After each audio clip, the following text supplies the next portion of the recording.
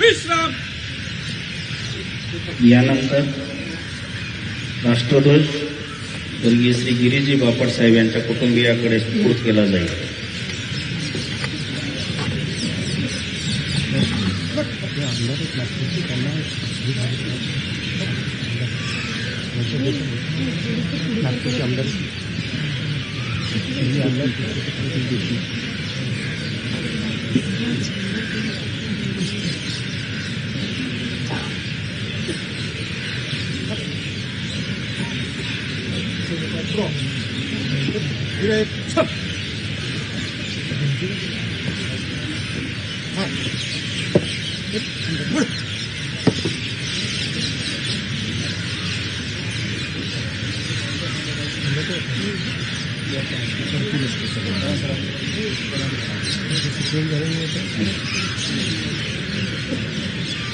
बापट साहेबांचे चिरंजीव श्री गौरवजी बापट साहेब यांच्याकडे राष्ट्रध्वज सुपूर्द करण्यात येत आहे.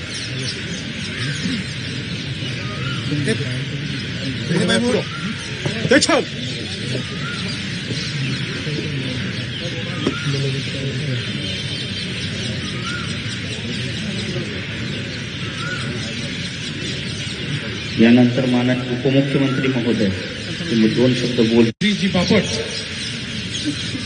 यांच्या अंत्यविधी सोहळ्यामध्ये या ठिकाणी उपस्थित सर्व शोकाकुल भगिनी आणि बंधूंनो, आपल्या सर्वांचे परमस्नेही परममित्र आणि आपल्या कुटुंबातले घटक अजात असे गिरीजी बापट हे आपल्याला सोडून निघून गेले. आपल्या सर्वांच्या मनामध्ये प्रचंड दुःख आहे. गिरीशजी खऱ्या अर्थानं जनसामान्यांचे नेते होते. सामान्यातल्या सामान्य माणसाला हा व्यक्ती आपल्याच कुटुंबातला आहे असं वाटावं, अशा प्रकारचं त्यांचा व्यवहार आणि त्यांची कारकीर्द आपण बघितली. एक सामान्य कार्यकर्त्यापासनं त्यांनी आपल्या राजकीय जीवनाची सुरुवात केली आणि अनेक आंदोलनांच्या माध्यमातून संघर्षाच्या माध्यमातून त्यांचं नेतृत्व उभं राहिलं. पुणे महानगरपालिकेमध्ये 3 वेळा नगरसेवक म्हणून निवडून आले, स्थायी समितीचे अध्यक्ष झाले, 5 वेळा विधानसभेवर लागोपाठ निवडून आले. पुण्याचं नेतृत्व 2019 साली भारताच्या लोकसभेमध्ये करण्याची संधी त्यांना मिळाली. 2014 ते 2019 आमच्यासोबत मंत्री म्हणून देखील त्यांनी काम केलं आणि ही प्रत्येक कारकीर्द प्रचंड यशस्वी त्यांनी करून दाखवली. प्रत्येक रोल जो मिळाला त्यामध्ये आपलं वेगळेपण सिद्ध केलं आणि हा माणूस म्हणजे काही वेगळं रसायन आहे अशा प्रकारची एक भूमिका त्यांच्याबद्दल नेहमीच बोलली गेली. खरं तर गिरीश भाऊ हे सामान्यातल्या सामान्य माणसाला आपले वाटायचे. सहज चालता चालता कुठल्याही रिक्षेवाल्याच्या गळ्यात हात घालणारे गिरीश भाऊ आणि विशेषतः विधानसभा असेल, विधानमंडळ असेल, लोकसभा असेल, तिथले साधे शिपाई देखील जे होते या सगळ्या शिपायांना आपला वाटणारा माणूस गिरीश भाऊ होते. कुटुंबासारखे त्यांची देखील काळजी गिरीश भाऊ सातत्याने घ्यायचे. त्यामुळे शिपायापासून मुख्यमंत्र्यापर्यंत प्रत्येकाशी तसेच संबंध असलेले गिरीश भाऊ हे आपण खऱ्या अर्थानं बघितले. मंत्री म्हणून त्यांच्या अजातशत्रू अशा प्रकारच्या संपूर्ण व्यवहारामुळे त्यांनी विधानमंडळात खूप चांगल्या प्रकारे कारभार चालवला आणि संसदीय कार्यमंत्री म्हणून एक अतिशय यशस्वी अशा प्रकारची कारकीर्द त्यांची होती. कधीही प्रसंग अडचणीचा आला तर गिरीश भाऊ त्या प्रसंगावर 5 मिनिटात मार्ग काढायचे, कारण सर्व पक्षांमध्ये त्यांचे संबंधच तसे होते आणि नीट सभागृह ते चालवायचे.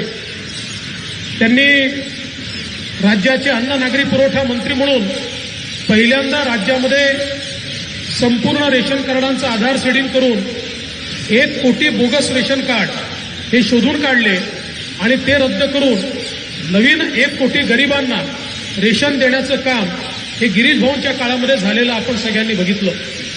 अन्न व औषध प्रशासन मंत्री म्हणून एक प्रचंड यशस्वी कारकीर्द ही गिरीश भाऊंची आपल्याला पाहायला मिळाली. खरं म्हणजे पुणे शहर असेल, पुणे जिल्हा असेल, याच्या विकासातलं त्यांचं योगदान हे नेहमीच आपल्या सगळ्यांच्या लक्षात राहील. किंबहुना पुण्याच्या इतिहासामध्ये त्यांच्या जीवनाच्या पानाशिवाय पुण्याचा इतिहास हा पुढेच जाऊ शकत नाही.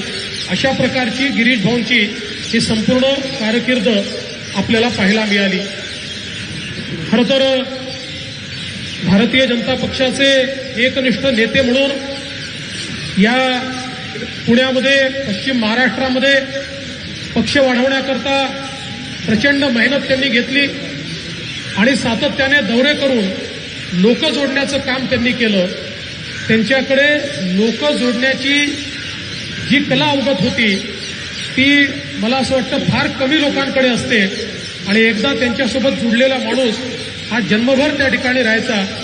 आजही अनेक माजी आमदारांनी मला मेसेजेस करून सांगितलं की आम्हाला आमच्या वाढदिवसाला गिरीश भाऊंचं पत्र यायचं. 20-20, 25-25 वर्षापूर्वी ज्यांच्यासोबत गिरीश भाऊंनी काम केलं त्यांनाही लक्षात ठेवून त्यांच्या वाढदिवसाला पत्र पाठवणारे गिरीश भाऊ होते. आणि त्यामुळे खरं तर त्यांच्या कार्याच्या संदर्भात इतक्या गोष्टी सांगता येतील आणि इथे अनेक लोक असे आहेत की ज्यांच्या भावना या मला असं वाटतं की आज अतिशय उचंबळून आलेल्या असतील आणि अनेकांना गिरीश भाऊंचे, त्यांच्या जीवनाचे, त्यांच्या चरित्र्याचे अनेक कंगोरे हे अनेकांच्या डोळ्यासमोर जात असतील. पण त्या संदर्भात खरं म्हणजे लोकसभेच्या वेळी सर्वांनाच आपलं मनोगत निश्चितपणे व्यक्त करता येईल. या ठिकाणी गिरीश भाऊंबद्दल सगळ्या गोष्टी सांगणं हे देखील कठीण आहे. पण खरोखर की एक आमचा लढवय्या नेता की ज्यांनी तब्येत खराब असतानाही त्या ठिकाणी लढाई कधीच सोडली नाही. आम्ही जेव्हा जेव्हा त्यांना भेटलो त्यावेळी आता ठीक होतो आणि मैदानात उतरतो अशा प्रकारचीच भाषा त्यांची राहिली.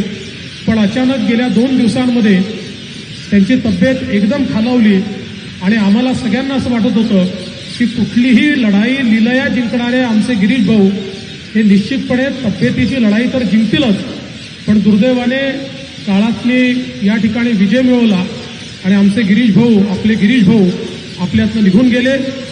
त्यांच्या आठवणी सदैव आपल्यासोबत राहतील. त्यांनी तयार केलेले अनेक कार्यकर्ते आणि नेते हे त्यांच्या कार्याच्या रूपानं जिवंत राहतील. या ठिकाणी त्यांनी केलेलं कार्य हे पुढच्या पिढ्यांना देखील स्फूर्ती देत राहील.